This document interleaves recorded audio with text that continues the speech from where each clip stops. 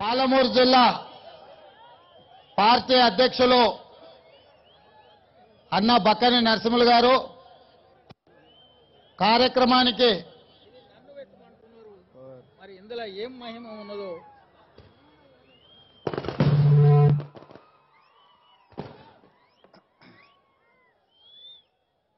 కార్యక్రమానికి ముఖ్య అతిథులుగా విచ్చేసిన పార్టీ అధ్యక్షులు అన్న ఎల్రమణ గారు, ముఖ్య అతిథులుగా విచ్చేసిన అక్క ఉమా మాధవరెడ్డి గారు, అన్న రేవూరు ప్రకాష్ రెడ్డి గారు, అరవింద్ కుమార్ గౌడ్ గారు, రావుల చంద్రశేఖర్ రెడ్డి గారు, మా అక్క సీతక్క గారు, అన్న ఇనుగాల పెద్దిరెడ్డి గారు, అరకెల నర్సారెడ్డి గారు, మల్లయ్య యాదవ్ గారు, జంగయ్య యాదవ్ గారు, మిత్రుడు రాజారాం యాదవ్ గారు, రంగారెడ్డి వికారాబాద్ జిల్లా అధ్యక్షులు మిత్రుడు సుభాష్ యాదవ్ గారు, అన్న వేం నరేందర్ రెడ్డి గారు, మా అన్న కొత్తకోట దయాకర్ రెడ్డి గారు, మా అక్క సీతక్క గారు, చిన్నక్క అన్నపూర్ణమ్మ గారు, మాజీ మంత్రివర్యులు బోడ జనార్దన్ గారు, విజయ రమణారావు గారు, కవ్వంపల్లి సత్యనారాయణ గారు, భూపాల్ రెడ్డి గారు, నరసింహరావు గారు, భూపాల్ రెడ్డి గారు, నర్సిరెడ్డి గారు, సుభాష్ రెడ్డి గారు, పద్మ గారు, బంటు వెంకటేశ్వర్లు గారు, సందీప్ రెడ్డి గారు, బాబురావు నాయక్ గారు, దుర్గా ప్రసాద్ గారు, మా సోదరుడు నాకు అత్యంత సన్నిహితుడు అన్న ఎర్రశేఖర్ గారు, మాజీ శాసనసభ్యులు గారు, వేదిక మీద ఉన్న పెద్దలందరికీ, ఇక్కడికి విచ్చేసిన ప్రాణ సమానులైన తెలుగుదేశం పార్టీ కార్యకర్తలందరికీ కూడా నా హృదయపూర్వకంగా నమస్కారాలు తెలియజేస్తున్నా. బాబు ఎవరైనా పటాకులు ఆపండి, జరసేపు ఆ పటాకులు ఆపండి. ఇంకా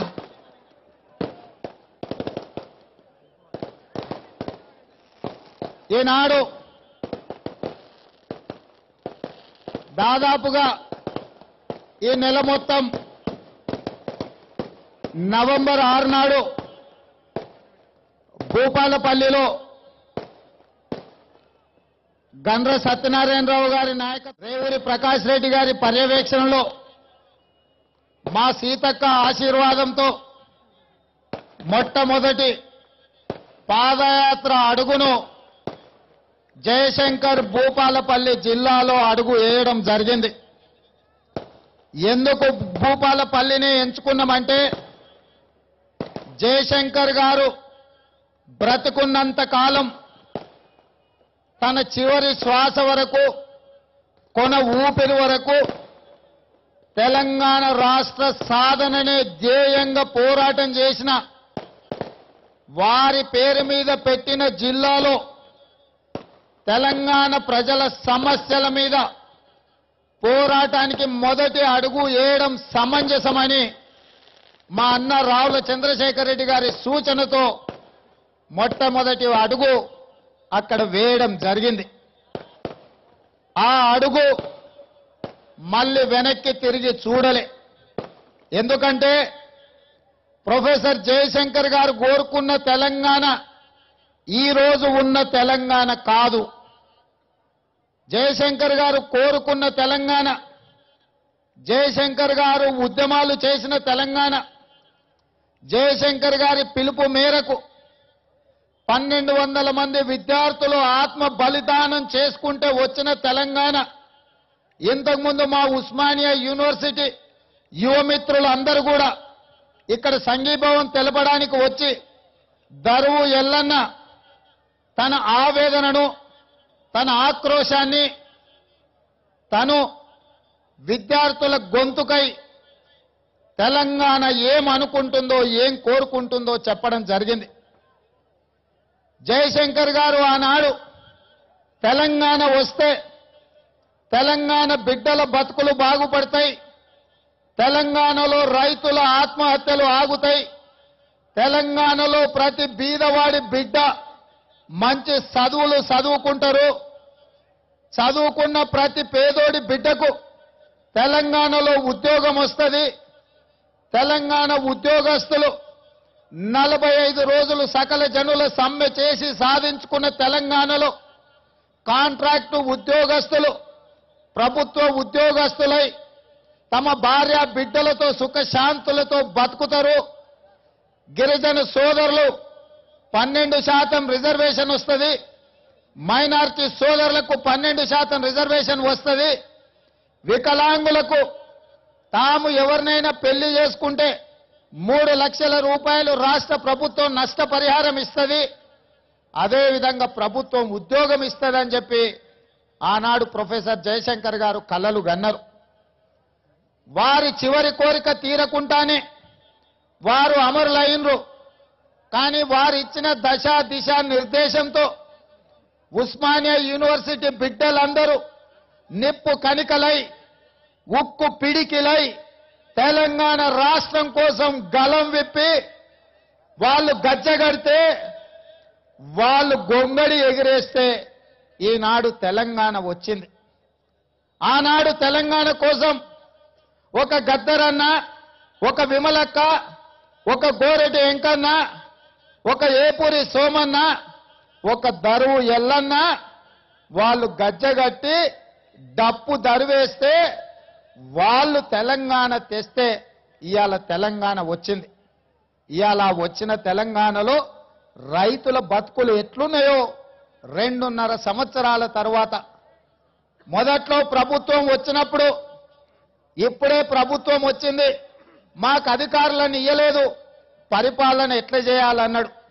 అధికారులను ఇచ్చిన తర్వాత ఇప్పుడే పుట్టిన బిడ్డ ఉరుకుతుందా అన్నాడు.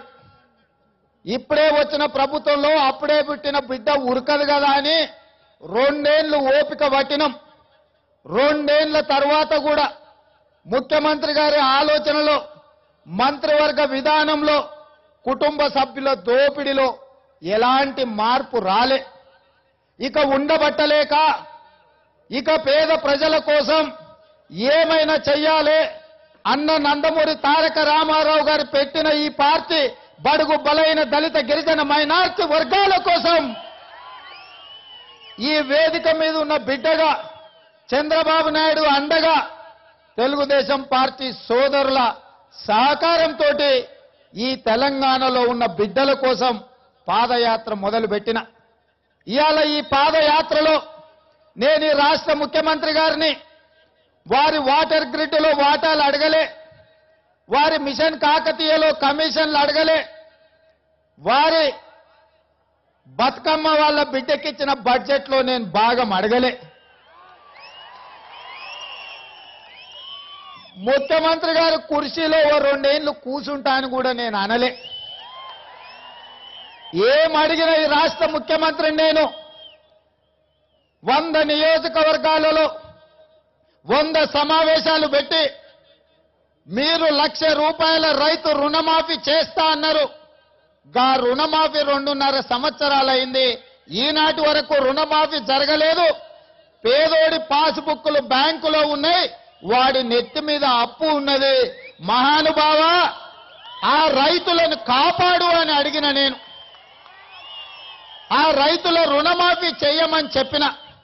బ్యాంకర్లను పిలిచి మాట్లాడి ప్రభుత్వం అవసరమైతే ప్రభుత్వ ఆస్తులను తనఖా పెట్టి పేదోడి పాస్బుక్ను విడుదల చేయిస్తే మళ్ళీ బ్యాంకులో రుణం తెచ్చుకుంటే పేదోడు 2 పంటలు పండించుకుంటే బుక్కెడు అన్నం నోట్లకు పోతాయి, 5 ఏళ్లు నోట్లో పెట్టుకునేటట్టు పేదోడిని ఆత్మ గౌరవంతో బతికేటట్టు ఈ తెలంగాణ రైతాంగ బిడ్డలను కాపాడు అని అడిగిన ఈ రాష్ట్ర ముఖ్యమంత్రి నేను.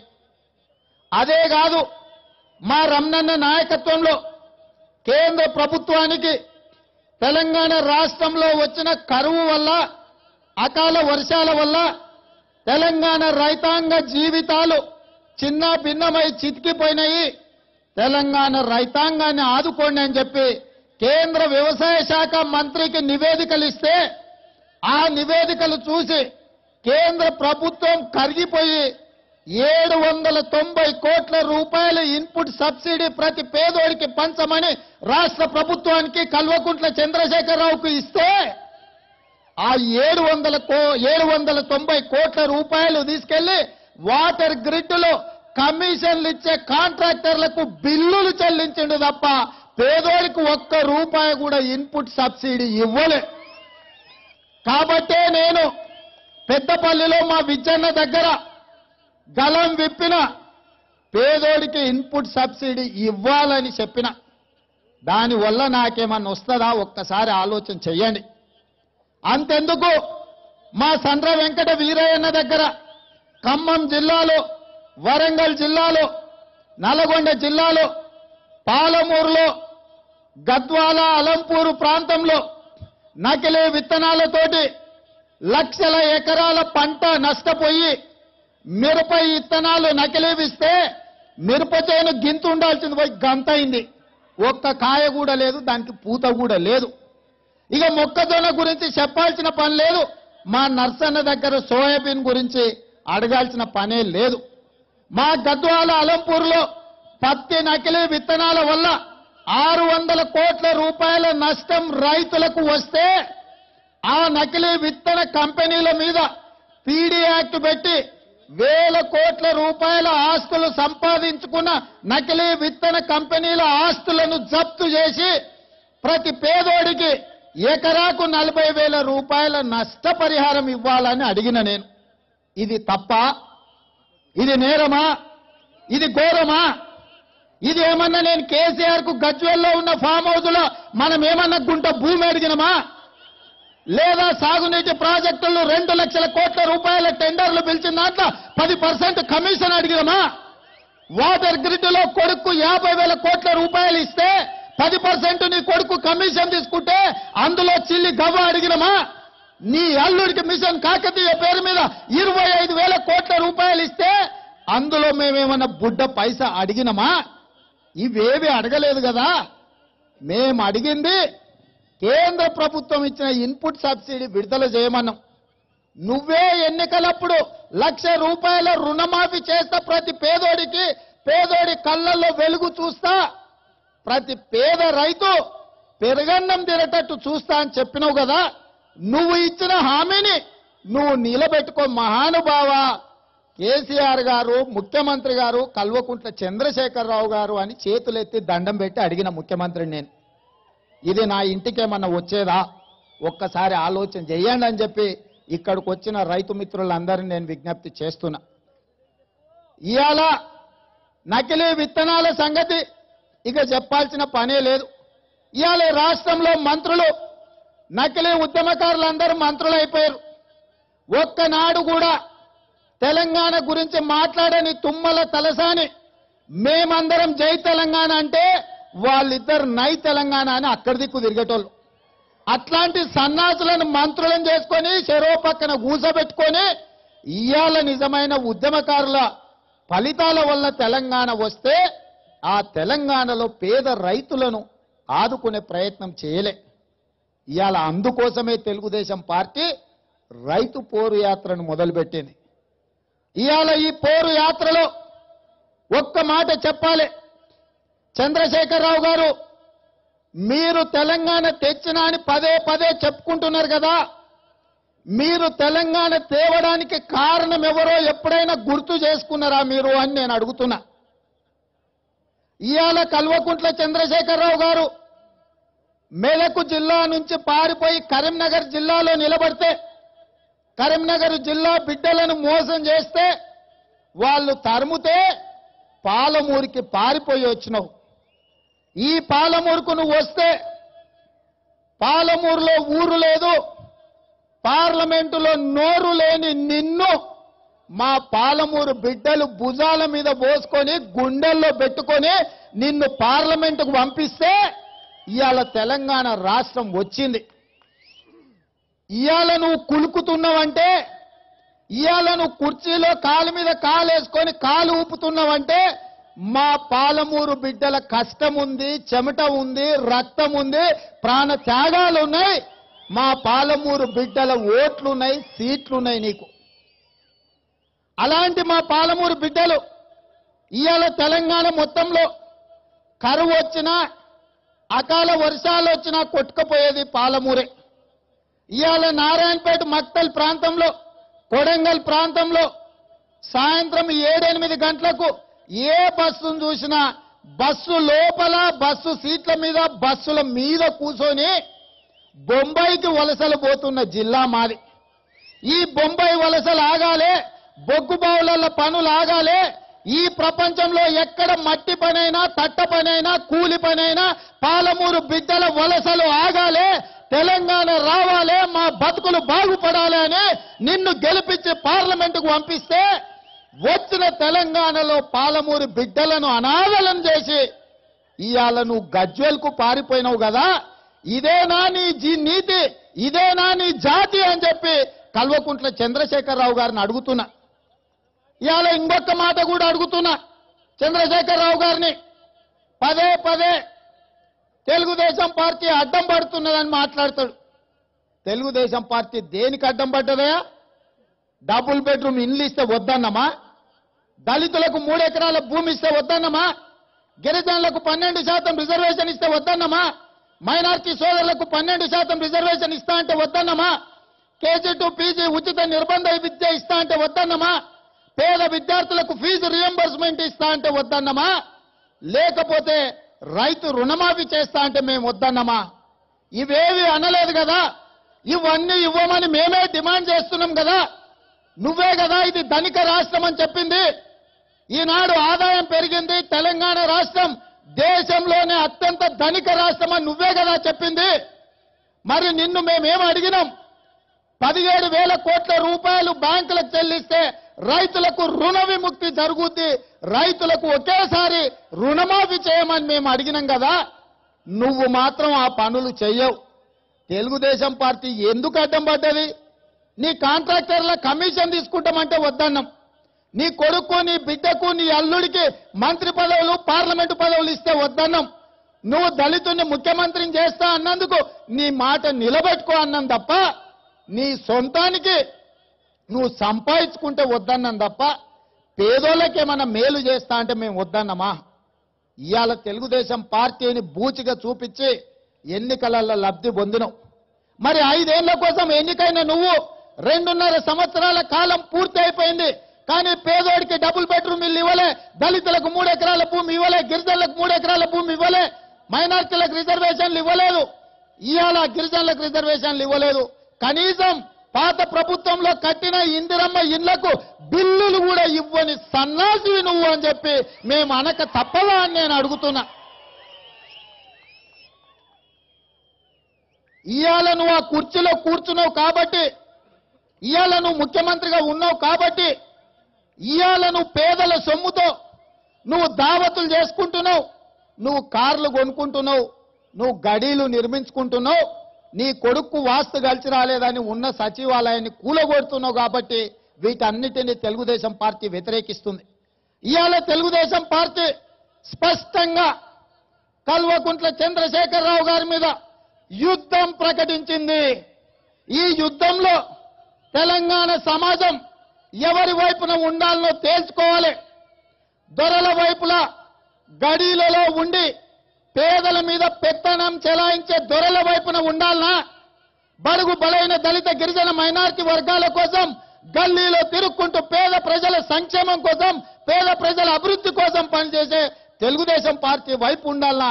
ఇవాళ తెలంగాణ సమాజం ఆలోచన చేయాల్సిన అవసరం వచ్చింది. ఇన్నాళ్ళు మనం తెలంగాణ సెంటిమెంటుతో కేసీఆర్ ఎలాంటి వాడైనా భరించినాం. ఇక భరించే ఓపిక లేదు. ఇక భరిస్తే మనకంటే అమాయకుడు ఇంకొకడు ఉండడు. ఇవాళ మనందరం కూడా కంకణం కట్టుకోవాలి. కల్వకుంట్ల చంద్రశేఖరరావు గారిని కుర్చీలో నుంచి దించాలి. ఇవాళ కల్వకుంట్ల చంద్రశేఖరరావు గారి చేతిలో తెలంగాణ రాష్ట్రానికి రక్షణ లేదు. ఇవాళ తెలంగాణ రాష్ట్రం వేగంగా ప్రమాదపు వైపు నడుస్తుంది. ఇవాళ చంద్రశేఖరరావు గారు 16 మంది ముఖ్యమంత్రులు 60 సంవత్సరాలలో 69,000 కోట్ల రూపాయల అప్పు చేస్తే ఈ 2.5 సంవత్సరాలలో కల్వకుంట్ల చంద్రశేఖరరావు గారు 1,07,000 కోట్ల రూపాయల అప్పు తెచ్చి ప్రతి పేదోడి నెత్తిన రుద్దిండు. ఎక్కడికి పోయిందా సొమ్మని నేను అడుగుతున్నా ఇవాళ ఈ రాష్ట్ర ముఖ్యమంత్రిని. 16 మంది ముఖ్యమంత్రులు చేయని 16 మంది ముఖ్యమంత్రులు 60 ఏళ్లలో చేసిన అప్పును నువ్వు 2.5 సంవత్సరాలలో చేసి ఇవాళ మన నెత్తి మీద రుద్దిండు. ఊర్లలో ఉన్నది అమ్ముకునేటోడు అప్పులు చేసి బతికేటోని వాణ్ణి ఏమంటారు? ఊర్లలో తల్లిదండ్రులు ఇస్తే బిడ్డ పెళ్లికి ఇంత పెట్టోడు, కొడుకు పెళ్లికి అంత పెట్టోడు, పండుగొస్తే కొంచెం కుదువ పెట్టేటోని తాగుబోతోడు తిరుగుబోతోడు అంటారు. అంతేనా? ఇవాళ హైదరాబాద్ లో ఎవడో తాగి కారు నడిపితే తాగి నడిపినావు కాబట్టి జైల్లో పెడుతున్నామని వాడిని జైల్లో పెట్టారు. నేను అడుగుతున్న ఈ రాష్ట్ర ముఖ్యమంత్రిని, ఇక్కడున్న పోలీసు మిత్రులను, అయ్యా తాగి కారు నడిపితేనే జైల్లో పెట్టింది కదా మీరు, తాగి రాష్ట్రాన్ని నడుపుతున్న చంద్రశేఖరరావు గారిని అండమాన్ జైల్లో పెట్టాల్సిన అవసరం ఉందా లేదా ఆలోచన చేయండి. తాగిన మత్తులో రాత్రికి ఒక నిర్ణయం, దిగినాక తెల్లారినాక ఇంకొక నిర్ణయం తీసుకుంటున్నాడు ఈరోజు ఈ రాష్ట్రానికి ముఖ్యమంత్రిగా ఉన్నాడు. ఇది దురదృష్టమా కాదా ఒక్కసారి ఆలోచన చేయండి. కాబట్టి ఇవాళ ఈ రాష్ట్రానికి చురుకైన నాయకత్వం అవసరం, సామాజిక న్యాయం చేయగలిగిన పార్టీ అవసరం, పేద ప్రజలని ఆదుకుని కడుపులో పెట్టుకొని చూసుకునే ప్రభుత్వం అవసరం. అలాంటి పరిస్థితిలో ఈ రాష్ట్ర ప్రభుత్వం లేదు. కల్వకుంట్ల చంద్రశేఖరరావు గారికి ఆ ఆలోచన లేదు. కాబట్టే ఇవాళ ఇంత రాత్రైనా ఈ కోస్గి చౌరస్తాలో కనివిని ఎరగని విధంగా ఈ కోస్గి చరిత్రలో ఏనాడు కూడా ఇంత అపూర్వమైన స్పందన ఇన్ని వేల మందితోనే ఎప్పుడు కూడా బహిరంగ సభ ఓ ప్రభుత్వానికి వ్యతిరేకంగా ఎన్నడూ కూడా జరగలే. ఇవాళ ఇన్ని వేల మంది ఈ జూనియర్ కళాశాల మైదానంలో కూర్చున్నారంటే ఈ ప్రభుత్వం మీద పోరాటం చేయడానికి పాలమూరు బిడ్డలు సిద్ధంగా ఉన్నారనడానికి ఇది ఒక సంకేతం. మా రావుల చంద్రశేఖర్ రెడ్డి అన్న చెప్పినట్టు, మా బక్కని నరసింహులన్న చెప్పినట్టు, తెలంగాణ రావడానికి పాలమూరు ఎంత కారణమో, వచ్చిన తెలంగాణలో కల్వకుంట్ల చంద్రశేఖరరావు గారిని దించడానికి కూడా ప్రతి పాలమూరు బిడ్డ కంకణం కట్టుకొని బయలుదేరాల్సిన అవసరం ఉన్నది. ఇవాళ ఇంకొక మాట కూడా చెప్పాలి ఈ సందర్భంగా. ఈ కొడంగల్ బిడ్డలకు, ఈ కొడంగల్ ప్రజలకు గడీల మీద పోరాటం కొత్తది కాదు. ఈ కొడంగల్లో కూడా ఒక దొర ఉన్నాడు. ఆ దొర కోట మీద, కొడంగల్ గడి మీద తెలుగుదేశం పార్టీ జెండాని ఎగరేసిన కార్యకర్తలు, తెలుగుదేశం పార్టీ నాయకత్వం ఈ కొడంగల్లో ఉన్నది. ఏ విధంగా అయితే కొడంగల్ దొర గడి మీద పసుపు పచ్చ జెండా ఎగరేసినమో 2019 ఎన్నికలల్లో పంజగుట్ట చౌరస్తాలో ఉన్న కేసీఆర్ గడి మీద ఈ పసుపు పచ్చ జెండాను ఎగిరేస్తాం. తెలంగాణ రాష్ట్రంలో తెలుగుదేశం పార్టీని అధికారంలోకి తీసుకొస్తాం. అధికారంలోకి తీసుకురావాలంటే మనందరం అహర్నిశలు కృషి చేయాల్సిన అవసరం ఉన్నది.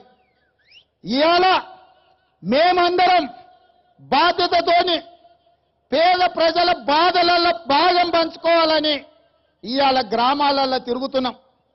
వాళ్ళ బిడ్డ నిన్న మాట్లాడుతుంది, కొంతమంది తెలంగాణకు వ్యతిరేకంగా తెలంగాణలో పాదయాత్రలతో వస్తురని. వాళ్ళ అన్నాడు, తెలంగాణలో కొంతమంది గంగిరెద్దులో వస్తురు గడ్డం పెంచుకోనని. ఇక నాకు చిర్రెత్తుకొచ్చింది.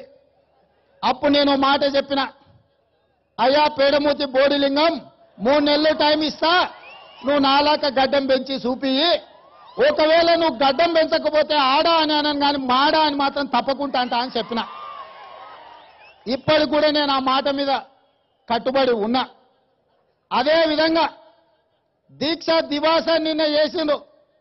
అమ్మా, దీక్ష దివాస్ చేసే కంటే దగుల్బాజీ దివాసం చేస్తే మీ అయ్యకు సరిగ్గా ఉంటుండే కవితమ్మ. మీ అయ్య బతుకు, మీ అయ్య నీతి, మీ అయ్య జాతి తెలంగాణ సమాజానికి అంతా తెలుసు.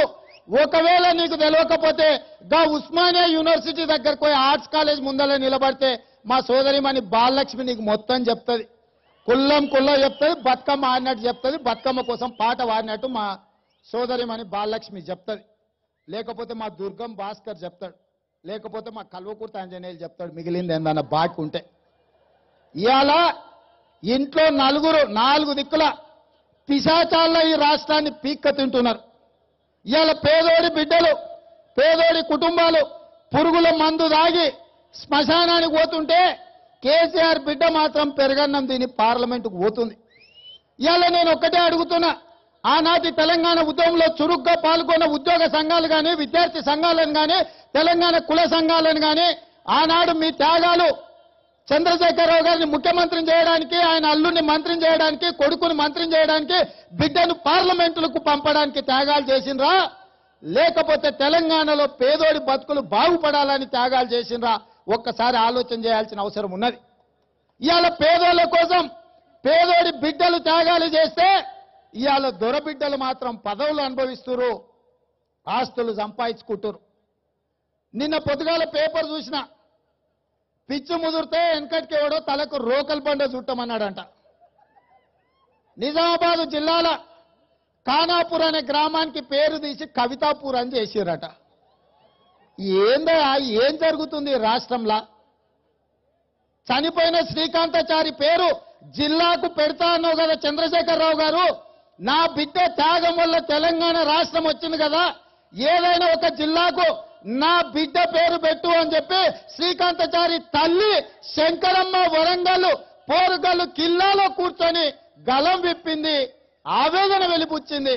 ఎక్కడైనా శ్రీకాంతాచారి పేరు పెట్టిన ఆయన ఒక ఊరికి, నీ బిడ్డ పేరు కవితాపూర్ అవసరం ఉందా మాకని నేను అడుగుతున్నా. ఇవాళ మిమ్మల్ని మోసుకున్న తప్పుకు, మిమ్మల్ని కుర్చీలో కూర్చున్న పెట్టిన తప్పుకు గ్రామాల పేర్లు కూడా రాసి నీ బిడ్డల పేర్లు పెట్టుకుంటున్నావంటే ఇంతకంటే దుర్మార్గం ఎక్కడన్నా ఉంటుందా? ఒక్కసారి సోదరులను ఆలోచన చేయమని నేను అడుగుతున్నా. ఇవాళ ఈ రాష్ట్రంలో జరుగుతున్న పరిణామాలు ఏమాత్రం కూడా బాగలేవు. తెలంగాణలో ప్రజల బతుకులు బాగు లేవు. కాబట్టే తెలుగుదేశం పార్టీ ప్రతి పేదవాడికి అండగా ఉండడానికి, పేదవాళ్ల కోసం ముందుకొచ్చింది. ఈ కొడంగల్ గురించి ఒక్క నిమిషం చెప్పి మీ అందరి దగ్గర నేను సెలవు తీసుకుంటా. 14 రోజులు 2009లో చంద్రబాబు నాయుడు గారు చివరి రోజు నామినేషన్లు ఉన్నాయన్నప్పుడు, సోదరులారా 2 నిమిషాలు కూర్చోండి, చివరి రోజు నామినేషన్ ఉందన్న రోజు నాకు బీఫామ్ ఇస్తే కొడంగల్ ఎక్కడుందో దారి కనుక్కొని వచ్చి నేను నామినేషన్ వేసిన కొడంగల్లో. ఇక్కడున్న బిడ్డలు గురునాథ్ రెడ్డి గారికి వ్యతిరేకంగా గడీల పాలనకు విముక్తి కోసం 14 రోజులలోనే తెలుగుదేశం పార్టీ నుంచి నన్ను శాసనసభ్యుడిగా 7,000 మెజార్టీతోని గెలిపించిన చరిత్ర ఈ కొడంగల్ గడ్డకున్నది. 7,000 మెజార్టీతో నేను గెలిస్తే 7,000 మెజార్టీ ఒక కోస్గి మండలంలో నుంచే నాకు 7,000 మెజార్టీ వచ్చిందంటే ఈ కోస్గి అనేది తెలుగుదేశం పార్టీ గడ్డ, తెలుగుదేశం పార్టీ అడ్డ. ఈ కొడంగల్ నియోజకవర్గంలో 2014లో మళ్ళీ ఎన్నికలలో పోటీ చేస్తే మొదటిసారి 7,000తో గెలిపించిన ఈ ప్రాంత ప్రజలు 15,000 మెజార్టీతో, డబుల్ మెజార్టీతో 2014లో నన్ను గెలిపించి సైకిల్ మీద శాసనసభకు పంపించరు. ఇవాళ మా కొడంగల్ ప్రజలకు నేను రుణపడి ఉన్నా. నా జీవితంలో చివరి రక్త పొట్టు వరకు ఈ కొడంగల్ ప్రజల కోసమే దారపోస్తా. నా ప్రాణాలను సైతం లెక్క చేయకుండా కొడంగల్ అభివృద్ధి కోసం పనిచేస్తా అని చెప్పి తెలియజేస్తున్నా. ఇవాళ కొన్ని అంశాలను ప్రజల ముందు పెట్టాలి. ఇవాళ కోస్గిలో వేదిక మీద ఉన్న మా పెద్దలకు కూడా నేను చెప్పుకోవాల్సిన అవసరం ఉన్నది. నందారం వెంకటయ్య గారి చివరి కోరిక కొడంగల్ నియోజకవర్గంలో బస్ డిపో కట్టాలని. ఆయన చనిపోయినప్పుడు శాసనసభలో తీర్మానం పెట్టారు కోస్గిలో బస్ డిపో కట్టాలి అని చెప్పి. కానీ ఏదో కారణాల చేత కట్టలే. నేను ఎమ్మెల్యే అయిన తర్వాత ఏ బాబు ఏయ్ ఉండే ఉండు జసేపు కూర్చోబెట్టాను. నేను ఎమ్మెల్యే అయిన తర్వాత ఈ అంశాన్ని నా దృష్టికి తీసుకొస్తే ప్రభుత్వము ఇవ్వనంటే 5 ఎకరాల భూమిని స్వయంగా నేను కొని కోస్గిలో ప్రభుత్వానికి ఆర్టీసీకి ఇచ్చిన. బస్సు డిపో నిర్మించడానికి 2 కోట్ల రూపాయలు ప్రభుత్వం నుంచి ఒక్క పైసా తీసుకోకుండా నా మిత్రుడు రాజ్యసభ నిధులు తెచ్చి ఈ ప్రభుత్వానికి డిపాజిట్ చేసి 3 సంవత్సరాలు గానికి వస్తుంది.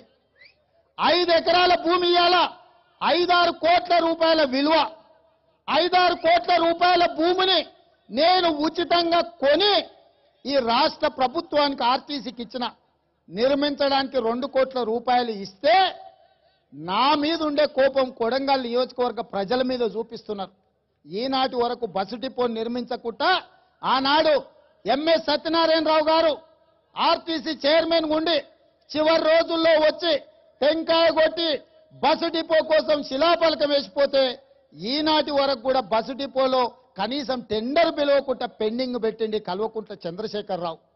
అంతేనా, వికారాబాద్ నుంచి కృష్ణాకు రైల్వే లైన్ కోసం కేంద్ర మంత్రులతో మాట్లాడి 1500 కోట్ల రూపాయల రైల్వే ప్రాజెక్టు మంజూరు చేయించుకొస్తే రైల్వే టెండర్లు పిలవాల్సిన ప్రాజెక్టును ఈనాడు ముఖ్యమంత్రి గారు ఫైలు తన కార్యాలయానికి తెప్పించుకొని ఆ ఫైల్ను దాచిపెట్టి వికారాబాద్ నుంచి కృష్ణాకు పోవాల్సిన రైల్వే లైన్ను పక్కన పెట్టించిన చరిత్ర కల్వకుంట్ల చంద్రశేఖర్ రావుది. అదే కాదు, ఇవాళ వాటర్ గ్రిడ్ అని ఆయన కులుకుతున్నాడు. 2011లో కోయిల్ సాగర్ నుంచి 250 కోట్ల రూపాయలతోటి 7 మండలాలకు కోయిల్కొండ, దామరగిద్ద, మద్దూరు, దౌలతాబాద్, కోస్గి, కొడంగల్, బొమ్మరాజ్పేటకి 300 గ్రామాలకు 350 గ్రామాలకు శాశ్వత తాగునీటి కోసం కోయిల్ సాగర్ నుంచి నిధులు రాష్ట్రం నుంచి నిధులు తెచ్చి కోయిల్ సాగర్ లో పనులు ప్రారంభించి 70 కోట్ల రూపాయలు ఇప్పటికి ఖర్చయినాయి.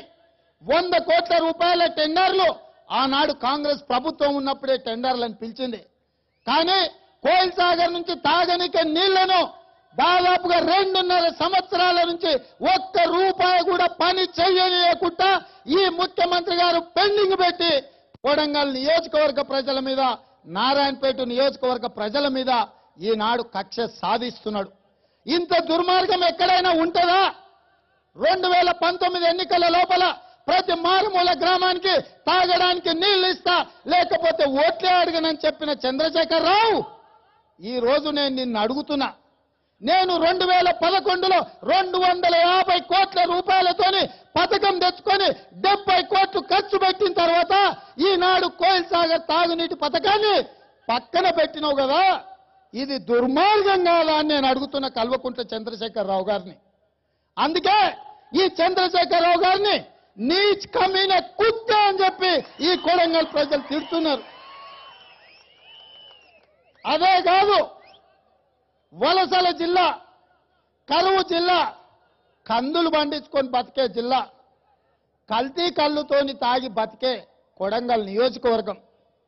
తాగడానికి నీళ్లు లేక, ఫ్లోరైడ్ నీళ్లను తాగలేక మా కొడంగల్ బిడ్డలు కల్తీ కళ్ళుకు అలవాటు పడి కల్తీ కళ్ళులోనే బ్రతికి కల్తీ కళ్ళులోనే చచ్చిపోతున్నారు.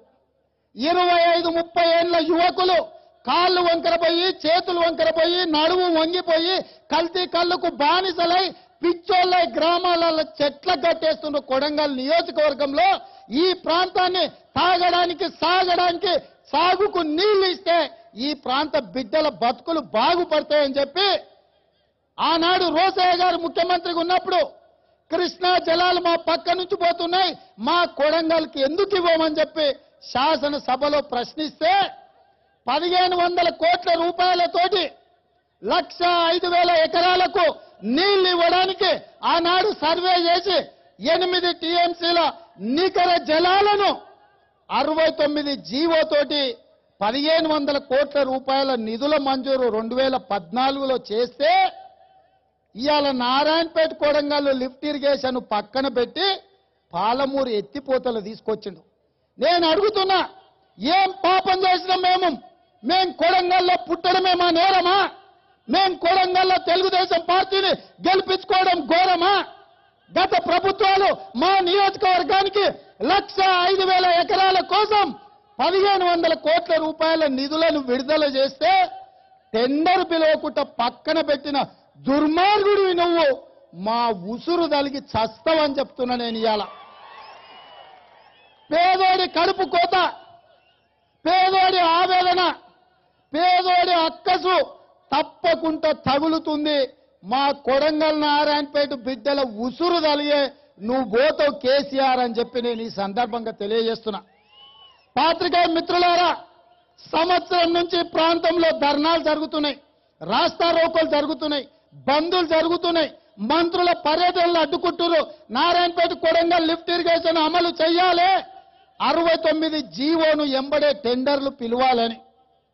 మీరు కూడా మా పట్ల కనికరం చూపిస్తలేరు.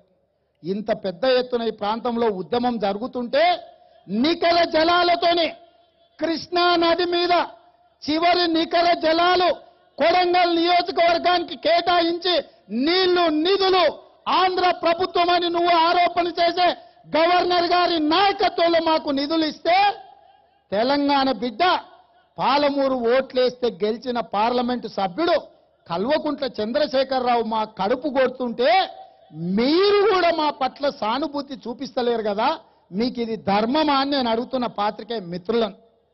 ఎందుకు మీ పెన్నుకు పదును పెడతలేరు? ఎందుకు మీ ప్రసార సాధనాలలో మా కష్టాలు చూపిస్తలేరు?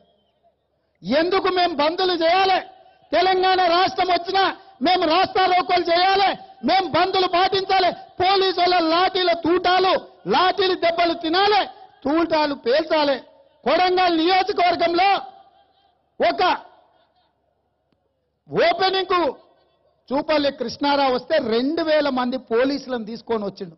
మీరు లేరా? వజ్రా అని బాష్పవాయు గోళాలను ప్రయోగించే బండ్లు తీసుకొచ్చి పెట్టిండు. ఢిల్లీలోనో ఎక్కడైనా పెద్ద ధర్నాలు జరిగితే నీళ్ల ట్యాంకర్లు తీసుకొచ్చి పెడతారు. వాటర్ కెనాన్స్ అంటే నీళ్లు పెట్టి కొట్టడానికి 5 నీళ్ల ట్యాంకర్లను తీసుకొచ్చి ఈ కొడంగల్లో కవాతు చేసిండ్రు.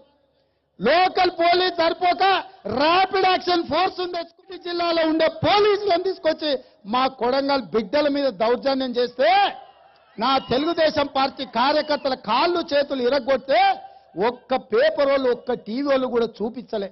ఇంత దుర్మార్గం ఎక్కడైనా ఉంటుందా?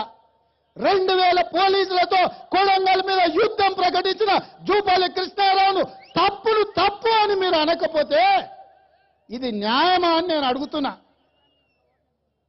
ఒక్క ఓపెనింగ్ కు 2 కోట్ల రూపాయల ఓపెనింగ్ వచ్చిన మంత్రి 2,000 మంది పోలీసులను తీసుకొని నా కొడంగల్ నియోజకవర్గం మీద యుద్ధం ప్రకటిస్తాడా? ఇవాళ ఇక్కడ జరుగుతున్న పరిస్థితులు మీరు గమనించాల్సిన అవసరం ఉన్నది. ఇవాళ మేము తెచ్చుకున్న ఏ ఒక్క పనిని కూడా ముందుకు పోనిస్తలేడు. ఇవాళ మేము పాలిటెక్నిక్ కాలేజ్ తెచ్చుకుంటే 3 ఏళ్లు భూమిని ఇవ్వకుండా అడ్డుకున్నారు. ఇవాళ పాలిటెక్నిక్ కాలేజ్ కట్టుకున్నా.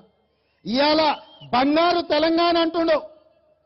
ఇవాళ కేజీ టు పీజీ ఉచిత నిర్బంధ విద్య అంటుండు. ఇవాళ నాకు 2 మండలాల ప్రభుత్వ జూనియర్ కళాశాలలు లేవు. సిగ్గుతో తల వంచుకోవాలి రాష్ట్ర ముఖ్యమంత్రి. తెలంగాణ రాష్ట్రంలో 2 మండలాలల్లో అసలు ప్రభుత్వ జూనియర్ కాలేజీలే లేవంటే చంద్రశేఖరరావు గారు తలకాయ ఎక్కడ పెట్టుకుంటావని నేను అడుగుతున్నా నిన్ను. 2 సంవత్సరాలుగా శాసనసభలో పదే అడిగిన గత ప్రభుత్వం నాకు ఐటీఐ ఇస్తే ఐటీఐని కూడా రాకుండా అడ్డుకున్నావు నువ్వు. ఇది ధర్మమా అని నేను అడుగుతున్నా. సింగిల్ టీచర్లు లేని స్కూళ్లు నా కొడంగల్లో 72 స్కూళ్లు మూతపడ్డాయి. ఈ వేదిక మీద ఉన్న పెద్దలకు కూడా నేను ఈ సందర్భంగా చెప్పదలుచుకున్నా. నా దగ్గర ఉన్న టీచర్లను కూడా డెప్యుటేషన్ మీద బయటకు పంపించి నా నియోజకవర్గంలో 72 స్కూళ్ల మూతకు ఈ కల్వకుంట్ల చంద్రశేఖరరావు గారు కారణమైందన్న సంగతి ఈ సందర్భంగా మిత్రులకు తెలియజేస్తున్నా. అదే కాదు, నా కోస్గిలో ఉర్దూ మీడియం జూనియర్ కళాశాల నడుపుకోవడానికి ప్రభుత్వం అనుమతిస్తే ప్రభుత్వం లెక్చరర్స్ ను ఇవ్వకపోతే 7 సంవత్సరాల నుంచి 4 కాంట్రాక్టు లెక్చరర్లను నేను నియమించి 40,000 రూపాయలు నెల నెల జీతాలు ఇచ్చి ఇంటర్మీడియట్ ఉర్దూ మీడియాన్ని నేను నడిపిస్తున్నా. నువ్వా కేజీ నుంచి పీజీ ఉచిత నిర్బంధ విద్య ఇచ్చేటోమని నేను అడుగుతున్నా. నువ్వా మా దౌలతాబాద్ మండలంలో 3 నెలల క్రితం వరకు మాకు బ్యాంకే లేదు. ఇవాళ ముఖ్యమంత్రి గారు ప్రధానమంత్రి గారు చెప్తున్నారు మొత్తం క్యాష్లెస్ స్టేట్ చేస్తాం, అసలు నోట్లు మార్చుకోకుండా మొత్తం క్రెడిట్ కార్డులట. నాకు మండలంలో బ్యాంకే లేదు నాయన. ఏడిపోవాలి మా వాళ్ళు? ఏడిపోవాలి మేము ఏడిపోవాలి? కర్ణాటక పోవాలా లేకపోతే పాకిస్తాన్లో కలవాలా? మేము ఏడిపోవాలి? మేము ఒక మండలంలో బ్యాంకు లేదంటే ఈ ప్రభుత్వానికి సిగ్గు లేదా అని నేను అడుగుతున్నా. 3 నెలల క్రితం బ్యాంకులతో కొట్లాడి బ్యాంకుకు అవసరమైన బిల్డింగ్ కట్టిస్తే మొన్న 3 నెలల క్రితం బ్యాంక్ వచ్చింది ఒక మండల హెడ్ క్వార్టర్లో. ఆనాడు ఎన్టీ రామారావు గారు మండల వ్యవస్థ తెచ్చింది. ప్రతి మండలంలో జూనియర్ కాలేజ్ ఉండాలి, ప్రతి మండలంలో పోలీస్ స్టేషన్ ఉండాలి, ప్రతి మండలంలో బ్యాంక్ ఉండాలి, ప్రతి మండలంలో ఎంపీడీఓ ఆఫీస్ ఉండాలి, మండలంలో సకల సౌకర్యాలు ఉండాలని మండల వ్యవస్థ నందమూరి తారక రామారావు గారు తీసుకొస్తే ఇవాళ నా కొడంగల్ నియోజకవర్గంలో వాళ్ళు ఇయ్యకపోయినారు.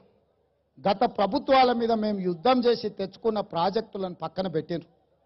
ఇవాళ నేను ఒకటే మాట చెప్తున్న వేదిక మీద ఉన్న మా పెద్దలకు కూడా 1,500 కోట్ల రూపాయలతోని 1,05,000 ఎకరాలకు నీళ్లు ఇచ్చే అవకాశం ఉంటే పాలమూరు రంగారెడ్డి ఎత్తిపోతల పేరు మీద 10 లక్షల ఎకరాలకు నీళ్లు ఇస్తా అని 55,000 కోట్ల రూపాయలు ఇప్పటికే టెండర్లను పిలిచిండు. అది 55 అవుతుందా 70,000 కోట్లు అవుతుందా తెలియదు. అంటే లక్షకు 6 నుంచి 7,000 కోట్ల రూపాయలు అవుతుంది 1 లక్ష ఎకరాలకు నీళ్లు ఇవ్వాలంటే. నా దగ్గర 1,15,000 ఎకరాలకు 1,500 కోట్ల రూపాయలతోనే నీళ్లు వస్తున్నాయి. నిధులు ఇస్తే మా ప్రాంతం బాగుపడుతుందంటే 1,500 కోట్ల రూపాయల ప్రాజెక్టును పక్కన పెట్టి 70,000 కోట్ల రూపాయలను ఇవాళ ప్రాజెక్టులు అంటున్నాడు. ఇవాళ ఎక్కడ ఉంది శ్రీశైలము? ఎక్కడ ఎత్తుకొచ్చి మా నెత్తి మీద పోస్తావని నేను అడుగుతున్నా రాష్ట్ర ముఖ్యమంత్రిని. కాబట్టి ఇవాళ ఈ నియోజకవర్గ ప్రజలను నా మీద కోపం ఉంటే ఇంకా 100 కేసులు పెట్టు కేసీఆర్, జైల్లో పెట్టు కావాలంటే నీ కక్ష తీరకపోతే. కానీ మా కొడంగల్ ప్రజల బతుకుల మీద కొట్టకు, వాళ్ళ పొట్ట మీద కొట్టకని చెప్పి ఈ రాష్ట్ర ముఖ్యమంత్రి గారికి చెప్తున్నా. మంచిగా చెప్తే మంచిగా చెప్తాం, లేకపోతే దంచి చెప్తాం. నువ్వు మా అభివృద్ధికి సహకరించకపోతే ఇన్నాళ్ళు నీ కాళ్ళు పట్టుకున్నాం, ఇక నీ కాళ్ళు పట్టుకోము, నీ జుట్టు పట్టుకుంటాం, నిన్ను వంగబెడతాం, నీ ఈపు మీద గుద్దుతాం, మాకు కావాల్సిన నీళ్లు నిధులు తెచ్చుకుంటాం. ఇవాళ కొడంగల్ బిడ్డల పక్షాన, కొడంగల్ ప్రజల పక్షాన ఎక్కడికి వెళ్ళినా ఆత్మగౌరవంతో తలెత్తుకునే విధంగా. ఒకప్పుడు మా కొడంగల్ వాళ్ళు ఎక్కడికైనా పోతే హైదరాబాద్ అక్కడి ప్రాంతంలో ఏ ఊరయ్యా అంటే కొడంగల్ అంటే వాళ్ళు వరంగల్ అనేటోళ్ళు. సార్ కొడంగల్ అంటే అదే కదనే వరంగల్ అనేటోళ్ళు. మా వాళ్ళకి ఎట్లా చెప్పాలని అర్థం కాక రాసి చూపించేటోళ్ళు, రాసి చూపించి ఇది ఎక్కడుందని అడిగేటోళ్ళు. ఇవాళ ఈ కొడంగల్ ప్రజల మద్దతు మీరు నిజంగా నన్ను గుండెల మీద పెట్టుకొని చూసుకున్నందుకు, మీరు ఆత్మగౌరవంతో తలెత్తుకునే విధంగా ఎక్కడికి వెళ్ళినా, ఈ రాష్ట్రం కాదు పక్క రాష్ట్రానికి వెళ్ళినా మాది కొడంగల్, మా ఎమ్మెల్యే రేవంత్ రెడ్డి, మా నాయకుడు రేవంత్ రెడ్డి, మా ప్రజల పక్షాన పోరాటం చేసే నాయకుడు మాకు రేవంత్ రెడ్డి ఉన్నాడని మీరు గర్వంగా చెప్పుకునే విధంగా మీ పక్కన నిలబడి మీ బిడ్డగా ఉంటూ, మీలో ఒకడిగా ఉంటూ, మీ వాడిగా ఉంటూ ఈ రాష్ట్ర రాజకీయాలను ఈ కల్వకుంట్ల చంద్రశేఖరరావు గారిని శాసిస్తానని తెలియజేస్తూ మీ అందరి దగ్గర సెలవు తీసుకుంటున్నా. జై హింద్.